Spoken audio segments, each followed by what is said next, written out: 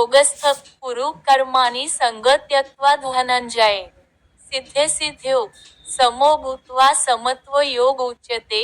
हे अर्जुना, यश आणि अपयशाबद्दलच्या संपूर्ण आसक्तीचा त्याग करून समभावाने तुझे कर्म कर. अशा समभावालाच योग असे म्हटले जाते.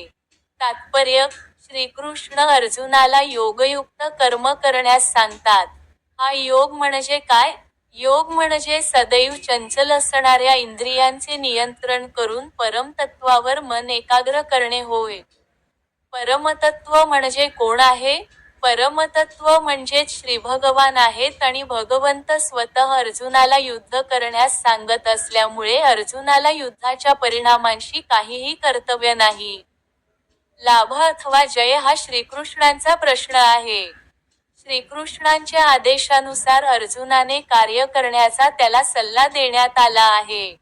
श्रीकृष्णांच्या आज्ञेचे पालन करणे हाच वास्तविक योग आहे आणि याचेच पालन कृष्णभावनामृत पद्धतीमध्ये केले जाते.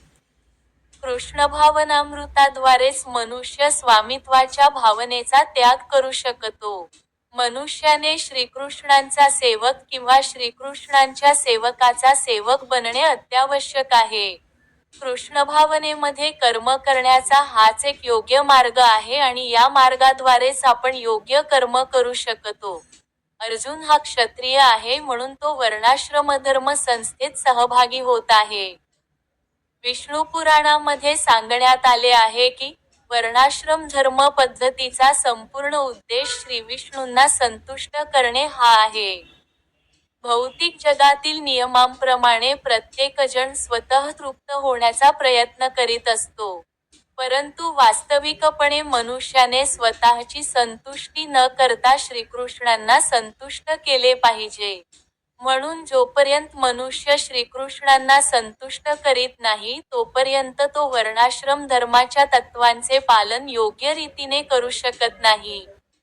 अप्रत्यक्षपणे श्रीकृष्णांनी सांगितल्याप्रमाणे कार्य करण्याचा सल्ला अर्जुनाला देण्यात आला आहे. दररोज भगवद्गीतेचे श्लोक मराठीत ऐकण्यासाठी सबस्क्राईब करा.